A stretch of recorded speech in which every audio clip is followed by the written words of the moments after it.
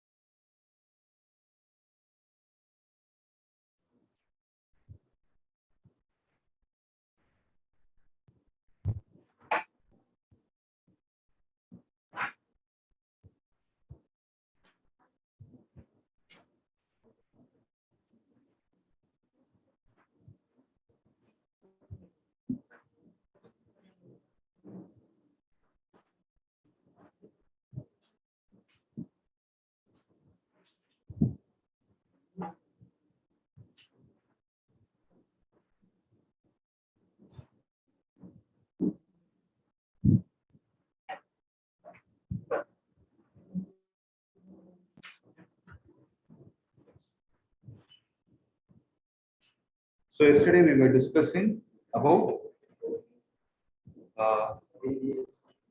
relation with the radius of curvature and the focal length, right? So today we will see the next concept, that is mirror formula. So yeah. So did we derive this already? Any idea?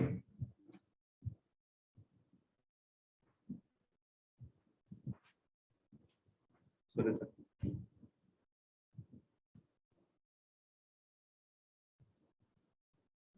So the next one is mirror formula, right? So before that, I told you there are some important points you need to have in your mind with respect to derivations. What is it? You remember yesterday I told you the rays considered are supposed to be paraxial. For what reason? Because if you consider them to be paraxial, the rays, then the angles involved will be small, and the aperture of the lens, sorry, aperture of the devices that you are considering is supposed to be small. Due to which, what will happen?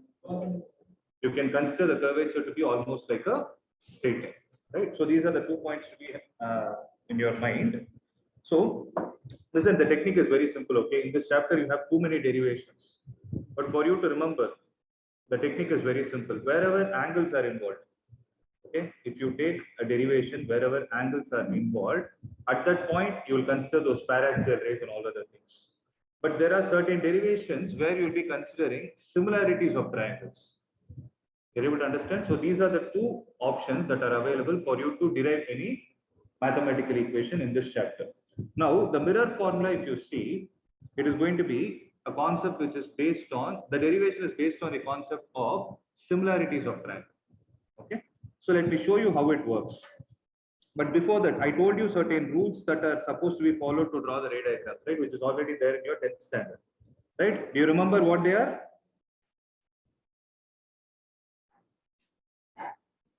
So if you take this to be the pole, this to be the focus, and this to be the center of curvature, if you place the object beyond the center of curvature, right? If you place it beyond the center of curvature, where is the image located for it?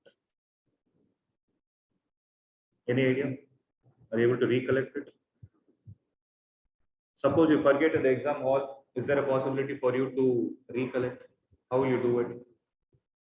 So we discussed it yesterday, right? How many are the minimum number of rays that are required for you to draw the ray diagram? There are two. 1 minute. Guys, on the other side, you're able to hear me, right? Yes, sir. Yes, sir. Oh, okay. So the two rays that you're considering, so yesterday we saw 4 rules, right? What were the 4 rules? If you consider a ray parallel to the principal axis, after reflection will pass through the focus, which is a point on the principal axis. Second, a ray through the focus after reflection will pass parallel to the principal axis. A ray through the center of curvature will retrace its path, and the ray which is hitting at the pole will reflect back symmetrically with respect to whom? With respect to the principal axis, right? So if I take a ray which is parallel to the principal axis, then I will get a ray which is passing through the focus, right? Now if I take a ray through the center of curvature, I will get a ray which retraces its path. So if you see, I didn't touch it to the mirror, but I drew the arrow mark in such a way that the incident ray is away from that point and the reflected ray is towards that point. And lastly, I can think of a ray which is hitting the pole and reflecting back symmetrically. I hope I'm clear, right? So where is the image located? It is between the center of curvature and the focus, right? So when that is the case, you get a real image or a virtual image? You get a real image. A real image is always inverted. So if I take this as AB and this will be A dash, B dash, right? See, for this, what are we trying to do? Mirror formula is what? Any idea? It gives you the relation between object distance, image distance, and the focal length. Am I right? Correct? So when that is going to be the case, we need to establish a relation between the distances which are going to lie along the horizontal. What do I mean by horizontal? What do you mean by image distance? The distance from the pole to the point where the image is formed. So this distance is going to be B, and this distance is going to be U. And what is focal length? So distance between the pole and the focus. Am I clear with this? Right? We need to establish the relation between these 3 parameters. Correct? So now I'm giving you another hint. Listen. Yesterday we derived the relation between the focal length and radius of curvature. What were the 2 approximations we followed? Paraxial rays and the aperture to be small. In this context, can I say that the aperture is small and the rays that I'm considering are paraxial? Think and tell me. In this context, can I use those 2 approximations? No is the right answer, but why? That's right, but why? Look at the diagram, you will get a hint. The diagram itself is a hint. What is AB? AB is what? It's an object. So there is a ray which is going parallel to the principal axis. What did I say paraxial rays? A ray which is closer to the principal axis, right? So if the ray which is going parallel to the principal axis, that is the first line that we draw, if it is supposed to be paraxial, what are we trying to do? Aren't we trying to control the height of the object? Is it possible? The object that you place can be of any size. Even you go and stand in front of a mirror, you cannot be called as a point object. Correct? So here, what is the type of object you're using? You're using an object called as extended object. So the concept of paraxial can be brought into picture only when you think of point objects. You're able to think, you're able to create the difference in your brain. Okay, so here I cannot use the concept of paraxial rays. So wherever extended objects are going to get involved, by default we get right angle triangles. Okay, that is one thing. You're able to see right angle triangles, right? Many you can find. That is one thing. And you can solve the problem. You can take the derivation either based on trigonometry or similarities of triangle. For example, here, what is that we are going to use? We can go with the concept of similarity of triangles. So, yeah. So if that is the case, I need to take 2 sets of similar triangles. What do I mean by 2 sets of similar triangles? So what are the 2 sets that you are able to find? In which you should always involve AB and A dash B dash. That is a hint. So look at the diagram. tell me what are all the similar triangles that you are able to see, and also tell me the criteria that is involved.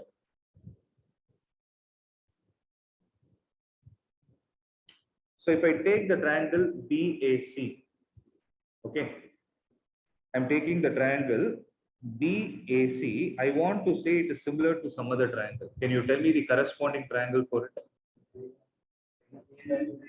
I want the exact sides to coincide. It is B dash, A dash, C. Because what criteria is getting? This is theta. This will also be theta. Why? They're vertically opposite. They're vertically opposite angles. Angle A and angle A dash both are 90 degrees. So they both are similar, not congruent, according to AA criteria, right? Are they in proper order? B is corresponding to B dash, A and A dash are 90 degrees, C is common, right? So if this is the case, can I write AB divided by A dash B dash is equal to AC, I don't need AC. Oh, sorry, I need AC. AC divided by A dash C. So I will always take only the vertical and the horizontal. I don't need the side which is slanting. That which side did I ignore? It is BC. That is not needed. So this is one set. Guys, am I clear? Okay, I'm concerned about the thought process rather than explaining the derivation. Are you guys able to think? Right? So next, what are we supposed to do? I need another set of similar triangles to establish a relationship. So what is that you're able to see?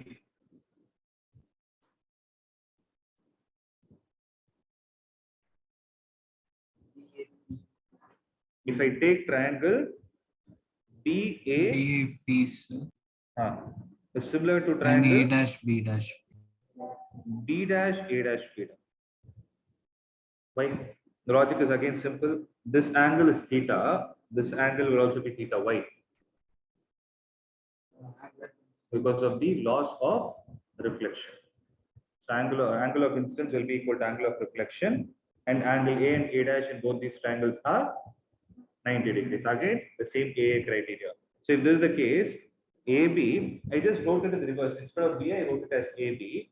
AB divided by A dash B dash is equal to, this is the vertical, what is the horizontal? AP divided by A dash B. Correct? So from equation 1 and 2, what is common? AB by A dash B dash is a common parameter. So the right hand side will be equal.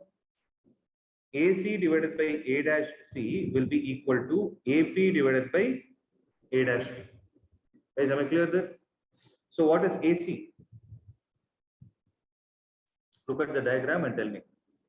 So this is how the points are: A, C, F, P.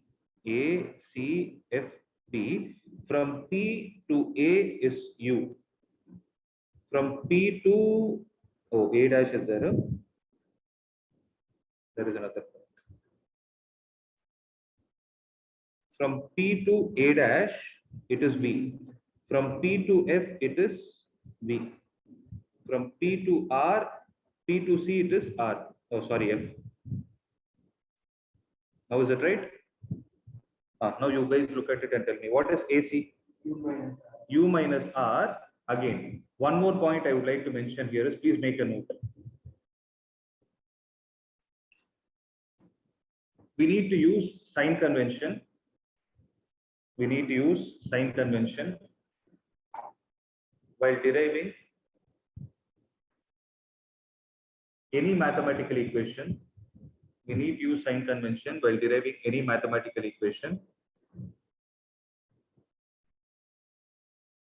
which relates the distances. Which relates the distances.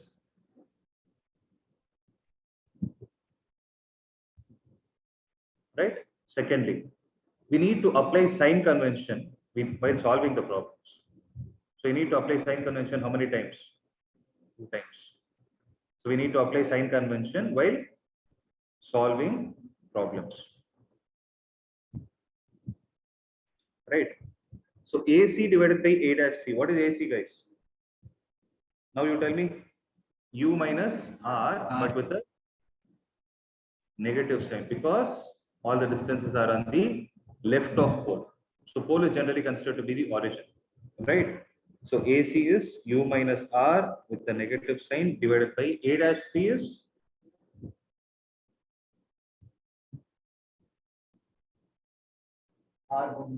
R minus V with the negative sign is equal to what is AP?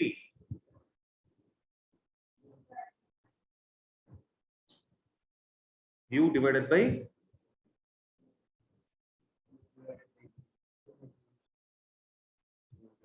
V, both are with negative sign. Just a minute.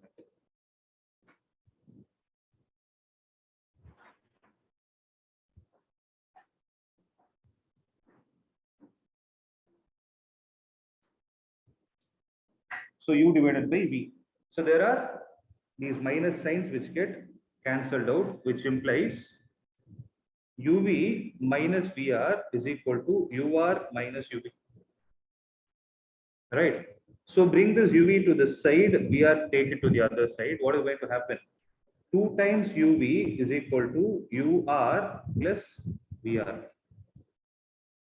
Is it clear till this step? Any doubt?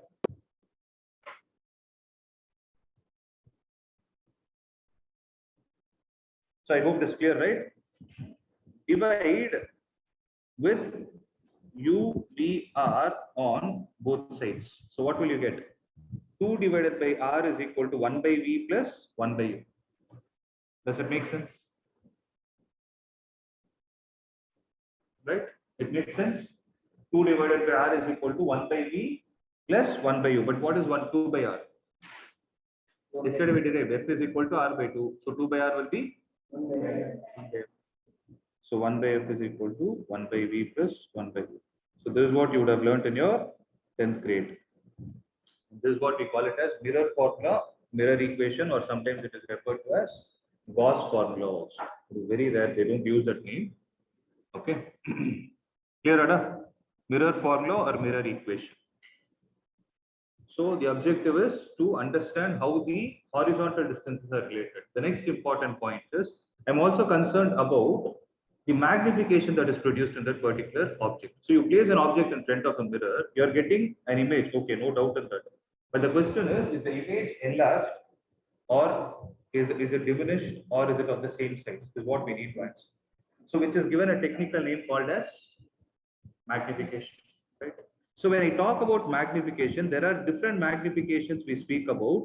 And if you're speaking about the magnification in terms of the size of the object and the size of the image, we call it as linear magnification. Okay, the magnification here I'm trying to talk about is called as linear magnification, because when we discuss about optical instruments, right, we discuss something called as angular magnification. At that point, you should not get confused. There we discuss about angles. Here we discuss about the heights, the size of the object to the size of the image. So how do you define it? It is a ratio, no doubt of that. Ratio of whom? It is something like efficiency. What do you mean by efficiency? Output by input. So it is the efficiency of that mirror to produce a bigger or a smaller image. That's the logic, depending on the requirement. So ratio of size of image to the size of the object. Okay, magnification is generally represented by the symbol M. So size of the image here, I meant by size I mean it is the height. So height of the image divided by height of the object. Clear, guys? Right? But what is height of the image according to the diagram that you have drawn? Please check the ray diagram and tell me. It is A dash. Isn't it A dash B dash? So A dash B dash divided by AB. This is what we need to find. Now, from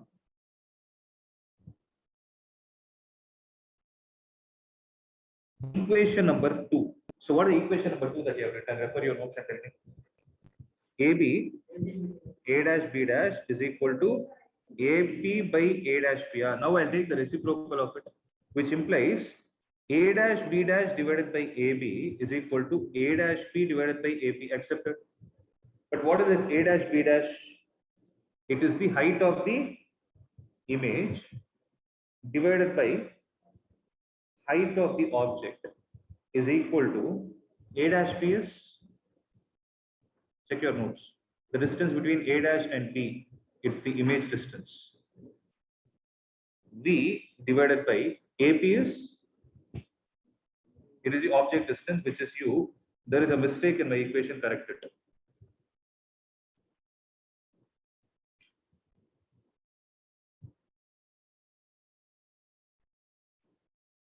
Everything is right, but I gave you a hint while solving. I gave you 2 hints.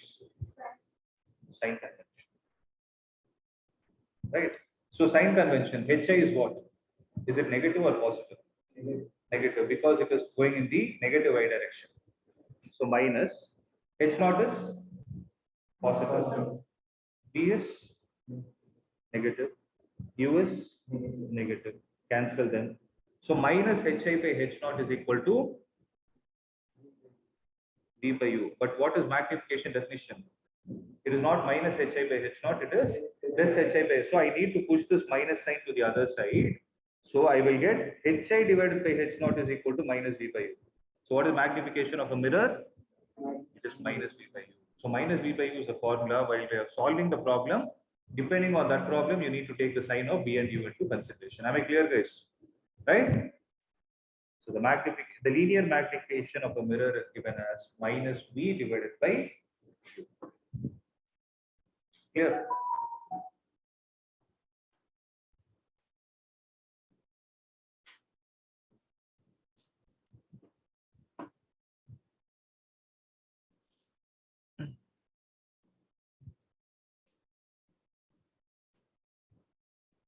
Internet back up.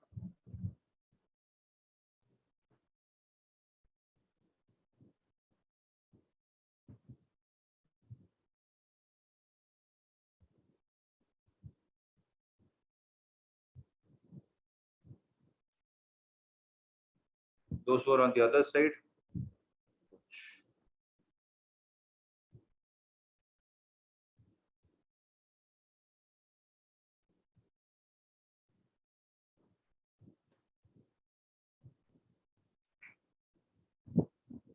students who are online, are you able to hear me?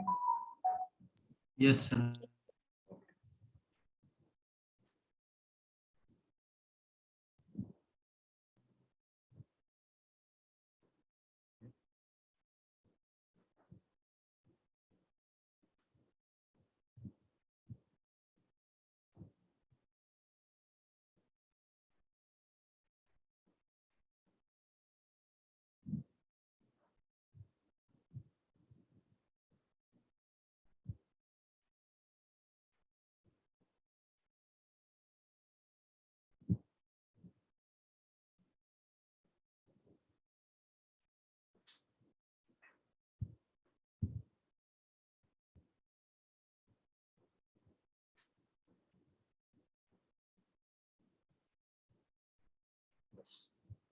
So let us try a problem. See, for example, there is a concave mirror, okay,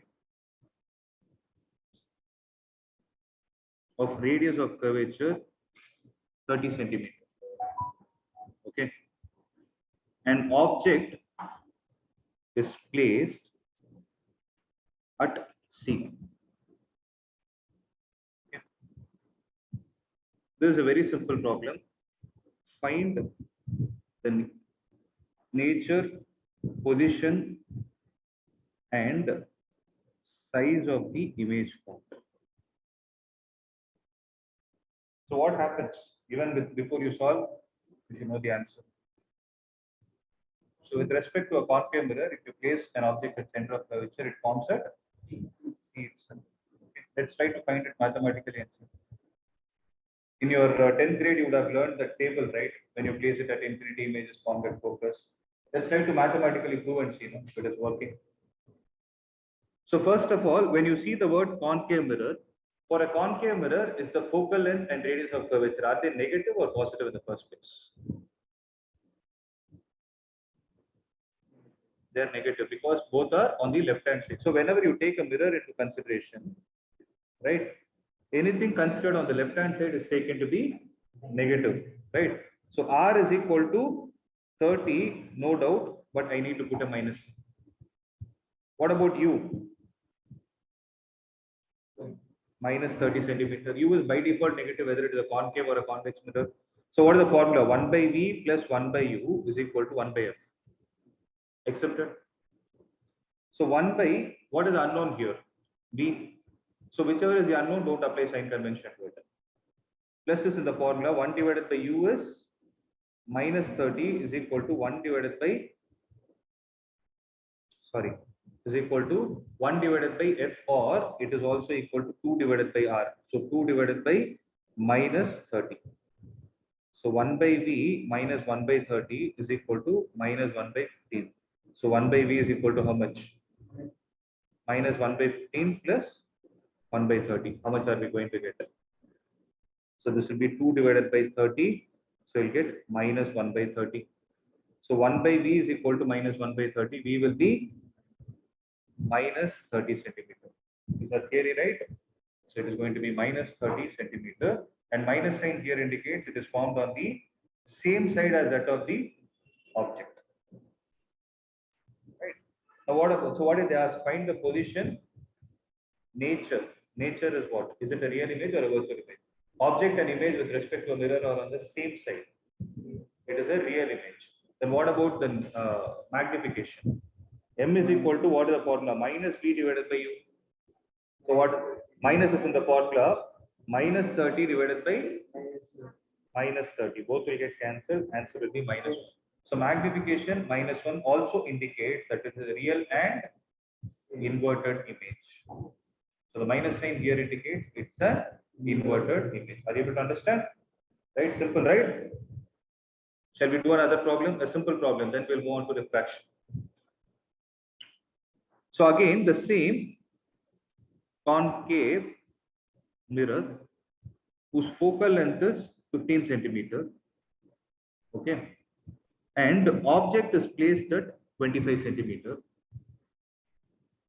Find the location, find the nature, position, and the size of the image.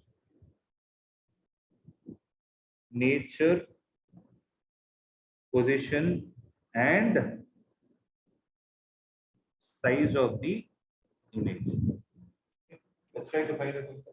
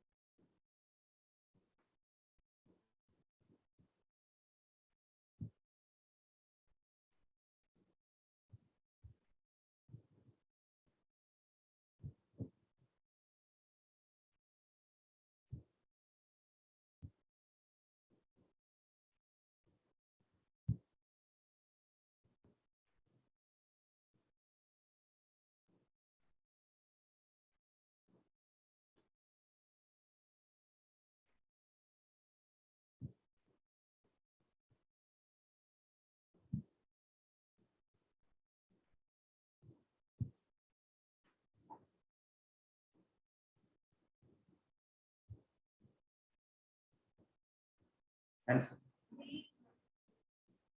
B is minus 14.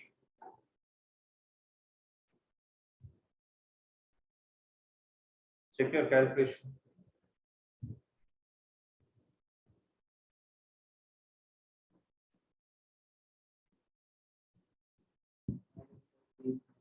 Minus 38 or 37? 37.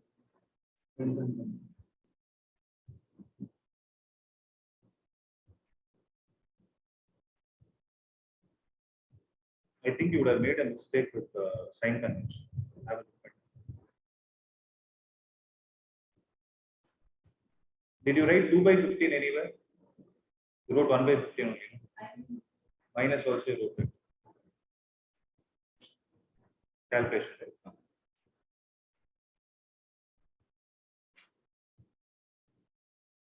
So what is the answer you others are getting?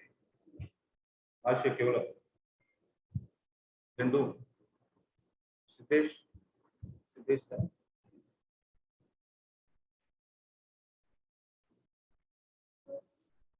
Minus 37.5 you are getting. See, logic is very simple. You look at the derivation that we did. the derivation, where did I take the object? I took it beyond C. Where did I get the image? Between C and F. Okay. If you reverse the position of object, and if you reverse the position of object, the image will get sparked. That the logic is very simple with respect to a concave mirror. As you keep moving closer, the image starts moving away. Correct? So what is the focal length? 15. Radius of curvature? 30. Right? So where is the object placed? Between C and F. So your minimum answer is supposed to be greater than 30. Because when you place the object between C and F, the image should be formed beyond C. Correct? That is why I had a doubt of 14.5. Okay.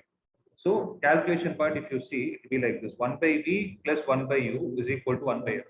So 1 by V, for the unknown, you should not put a minus sign. Plus 1 by minus 25 is equal to 1 divided by minus 15. So V, if you calculate, you will get minus 37.5 centimeter. Right? So that is the nature. What about the position? It is beyond C. Right? What about the size? That is a magnification. Is it a magnified or a diminished one? It will be magnified. Okay, magnification is how much? Minus V divided by U. Minus is in the formula, minus 37.5 divided by minus 25. So you'll get a negative sign. So negative sign with respect to a mirror itself indicates that it is a real and an inverted image. If you want, you can check it for convex. You can check it for convex. Suppose I say last part, if I change the question to convex mirror and the same focal length 15 centimeter and U is equal to 25 centimeter, find the position of image at that. Do the same calculations at that time.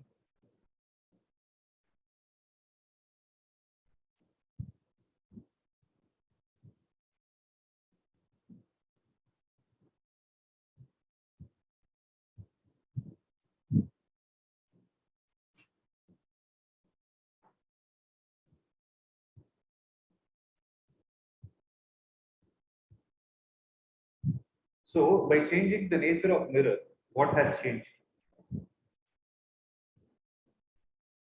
Which one has changed? Sign convention of S. Sign convention of whom? Of which parameter? For So focal length is 15.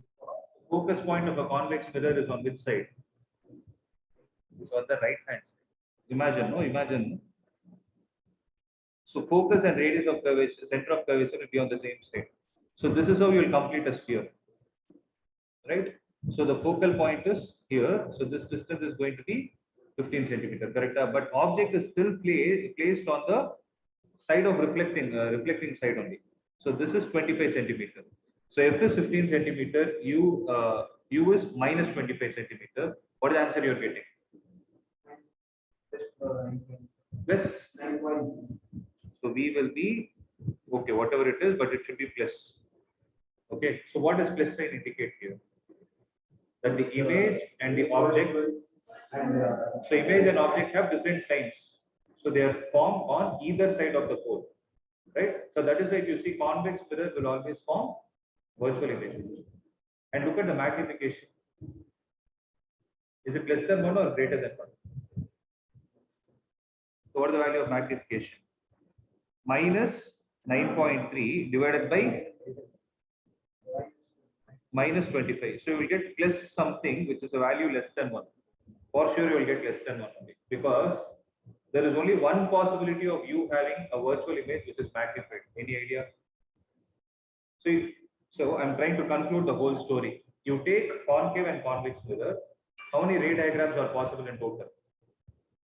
Concave mirror has, think about it. First, you place it at infinity, 6. What are the 6 positions? Infinity, beyond C, at C, between C and F, at F, between F and T. So 6. Whereas with respect to convex,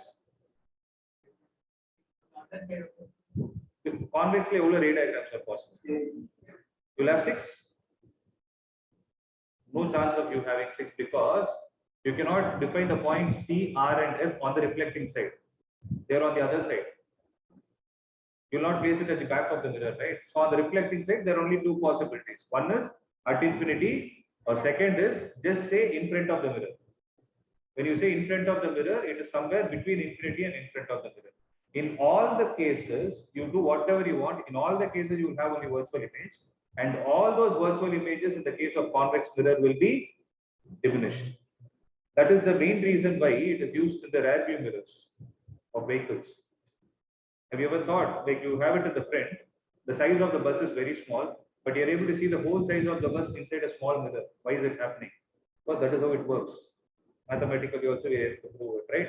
But if you want a virtual image which is magnified, then where will you place the object? It can be with respect to any mirror. If you want a virtual image which is magnified, between F and P for a concave mirror. Are you able to understand? So all these points you need to have in your mind. Needed, you go and take back your 10th standard textbook and now try to go through it. You will understand it better. Right? So this is all about the concept of reflection. Any doubts, guys? Any doubts? All are clear? You're able to think? Right? So students who are online, any doubt? No doubts. Good. So this is all about reflection, guys. So the next phenomenon that we need to understand is the concept of refraction. Okay. So what do we mean by refraction? So what is that you people know? When I asked you about reflection, you told me it is a bouncing back of light after it strikes a smooth and a shiny surface. Then what about refraction? Is it bouncing back? No, sir. The path of the light will like change, sir, when it moves from one medium to another medium. That's right. It bends, Here. sir. Okay, I have some questions from what you told. You use the word medium and all those things. What are they? So the denser and rarer medium, like the way through which light propagates, or the space surrounding which light propagates. Okay, that's right. That's right. So if you talk about reflection, you will not talk about medium at all. The plural of medium is media. We don't talk about media at all because it is going to happen within the same region. It is happening on the same state because of the concept of bouncing back. But in the case of refraction, what is going to happen? You are giving the provision for light to travel from one medium to another, which is separated by a boundary. Correct? The boundary can either be a planar boundary or spherical boundary, anything of that sort. But refraction basically means what is going to happen to light when it travels from an area or a region of one material to a region of another material. For example, light is passing through air and then through glass medium, again coming back through air. What is going to happen? When it is passing through air, going through water, through glass, again coming out through air medium. So what is going to happen? So due to all these changes in the physical properties of that particular medium, what phenomenon will be exhibited by it? You can observe something important, which is called as shifting of its path. In the sense, it starts bending. Put it in simple terms, bending of light when it travels from one medium to another is what we call it as refraction. And this is a phenomenon because you can see. Phenomenon is something which you can observe with your eyes. Right? So what is refraction, guys? Bending of light when it travels from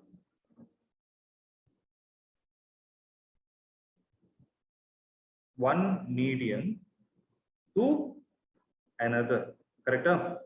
So here I'm using the word medium. I need to understand and classify the medium into two types. So what a medium I'm trying to talk about here? So media are basically classified into two types based on an important property, an important attribute associated with them called as optical density. So what is the word I'm using? Optical density. Density is not a new term to you guys. So what do you mean by density? Whenever I ask about density, what comes to your mind by default? Everybody says the same answer, mass by volume. But what density is it? That is mass density. There is a prefix for it. Similarly, you would have learned in electrostatics also. Linear charge density, surface charge density. So the prefix of the density is very important. So here, what is the density prefix we are fixing?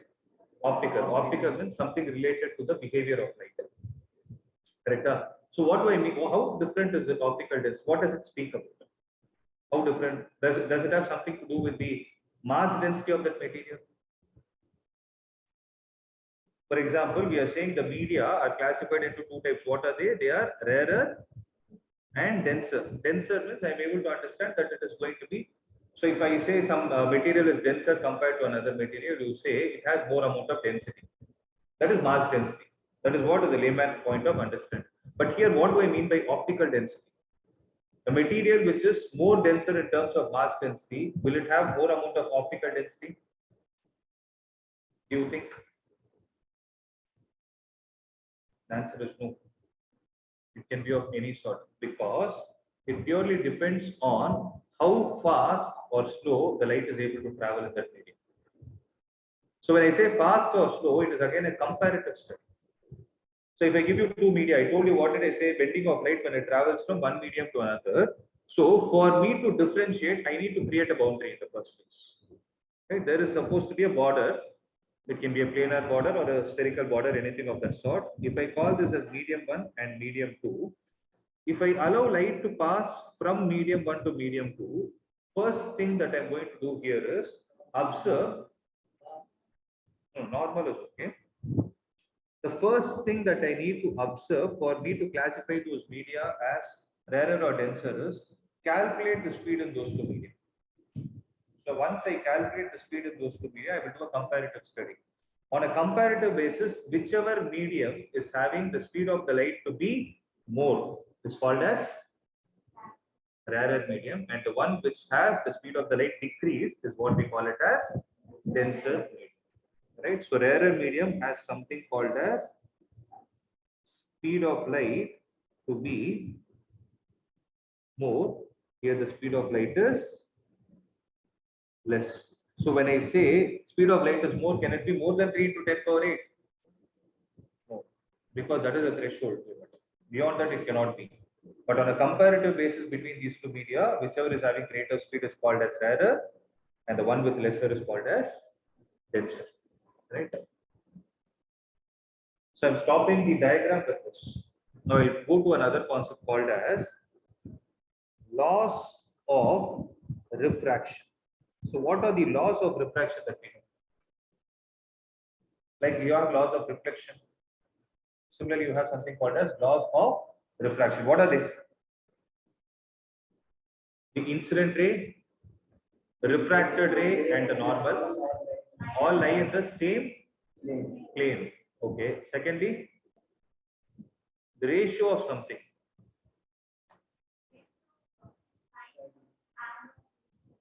The ratio of sine of angle of incidence to the sine of angle of refraction is always a constant, and that constant has a specific name.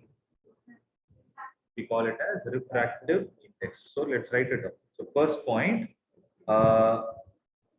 incident ray, refracted, not reflected, refracted ray and normal all lie in the same plane. Next, the ratio of sine of angle of incidence to the sine of angle of refraction is always a constant called refractive index. Right? So how do I write it mathematically? Sin I divided by sin R is equal to mu. Right? It's called as refractive index. I hope you're able to understand this. So what is the name of this? There is a special name for this particular. We call it as Snell's law.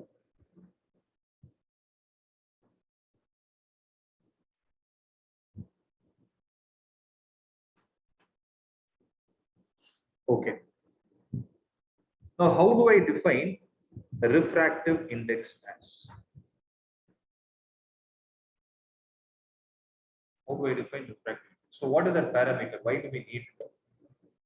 So refractive index is a parameter which is going to help us understand the ratio of speed of light in one medium with respect to another. Okay. So when I say refractive index, I need to define based on the classification. I will call one as absolute and the other is called as relative. Okay, so in throughout physics, throughout science for that matter, you see something called as absolute quantity, which is a comparative basis, right? So absolute quantity means you will try to compare the speed of light. You will try to compare one parameter which is unknown with an already known parameter.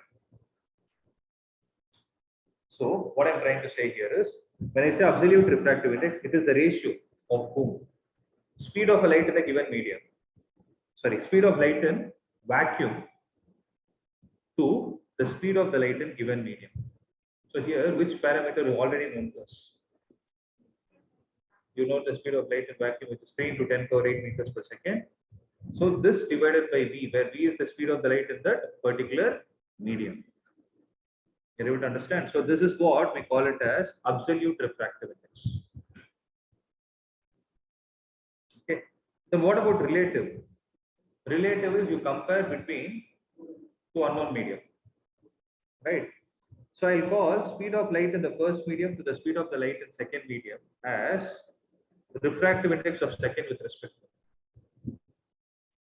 I write it as mu to 1. Why? Because absolute is giving me some hint. What is the hint it is giving? It is saying that the refractive index is inversely proportional to the speed of the light in the medium. Means if the speed of the light in a given medium is more, its refractive index will be less. So if that is the case, speed of light in rarer is greater than the speed of the light in denser. Then what can you say about the refractive index? Refractive index of rarer medium is less than the refractive index of denser. So that is what this equation is telling. Right. So I'll call this as mu2 divided by mu1. So mu2 divided by mu1 is called as v1 divided by v2 because they should be inversely proportional. Okay. So here, if I have to modify Snell's law, sin I by sin r, I will write it as mu2 1. So they are inversely proportional. So if you look at the diagram, what I'm trying to say is, if this is the incident ray, then if I draw normal, then this is going to be the angle of incidence. Correct? If I call this as medium 1, whose refractive index is mu1, and this as mu2, then the ray would have traveled in the actual path had the boundary not been there. But what does the concept of refraction tell us? They will start bending either away or towards a normal, depending on which medium to which medium it is traveling. For time being, I'm saying that it is bending like this. Let's not worry about whether it is bending towards or away. That's a different story. I call this as R. That is the angle of refraction. Correct? So, if this is medium 1 and medium 2, you observe sin I is the first medium. Whereas, if you look at the numerator on the other side, what is there? It is the refractive index of the second medium. Sin I by sin R, that is sin of the angle in the first medium to the sin of the angle in second medium is equal to what? Refractive index of the second medium divided by the refractive index of the first medium. We will see the proof for it in the next chapter. There is a proof. Not take it as come randomly. You can prove it using the wave theory of light. But as of now, it's separate. Seriya? So the best way to remember this Snell's law is like this. Mu1. If I take this as I, if I take this as R and this as mu2, then take the refractive index, okay? Take the refractive index of a particular medium and multiply it with sine of the angle made by the ray with the normal in that medium. That is sin I is equal to, take the refractive index of the second medium mu2 into multiply it with sine of the angle made by the second ray in that medium with whom? With the normal. Okay, sin R. Guys, am I clear with this? So if you try to rearrange it, you're going to get the same Snell's law which I wrote. So this is the logic I'm going to use to solve many problems or derive equations. So understand it. Clear? Now, tell me what will happen if the ray travels from rarer to denser medium.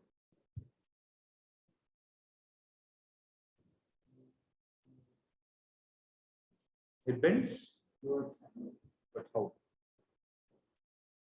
What logic are you using? You need a mathematical support for it, right?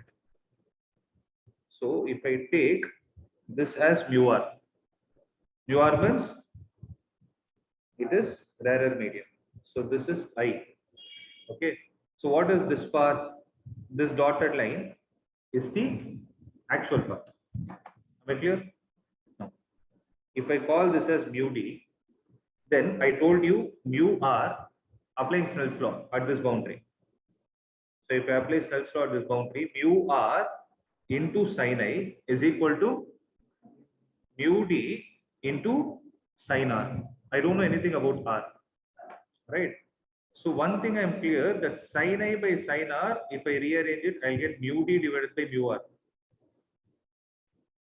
Now, refractive index of denser is greater than the refractive index of the rarer. So numerator is greater than the denominator. Ratio will be greater than 1. So sin I by sin r will be greater than 1, which implies sin I is greater than sin r. Sin is increasing function or decreasing function? Increasing function. So f of x1 is greater than f of x2 for an increasing function. X1 should be greater than x2. So I should be greater than r. Had it been pos, okay, you need to be careful. Things would have got reversed. So I is greater than r. So what do I mean by that? If this is I, this is also I because they are vertically opposite angles. So I is greater than r means the refracted ray should lie somewhere between the normal and the actual path. So it should start bending towards the normal. Now we are able to understand the logic why it bends. So when I say it bends towards the normal, it is actually moving in the clockwise direction. Seriya? Clockwise, no? There is always a clockwise bend. In a similar way, if you try to do it for denser to rarer, mu d, mu r, logic, same logic. So mu d into sin I is equal to mu r into sin r. So sin I by sin r is equal to mu r divided by mu d. Mu r by mu d is less than 1. Because refractive index of rarer is less than the refractive index of denser. So sin I is less than sin r. So I is less than r. So I is less than r means this is the angle of incidence which is vertically opposite. So r should be greater than this. That is the reason why it starts bending away from the normal.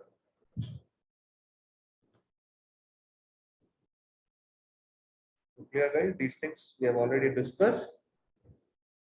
So these are the basics with respect to refraction. That is the refraction concept and the laws of refraction. The concept next that we are supposed to study are the applications of refraction in something called as glass slab. Then we'll see how refraction takes place in prism, how it takes place at spherical boundary. All those things are there. Okay. So what I will try to do is with each topic, I will try to do some problems also. Okay. So tomorrow I'll start with some problems based on this concept. Then we'll go with the next one. Is it clear? So any other doubt from today's class? Clear? So revise and come, okay?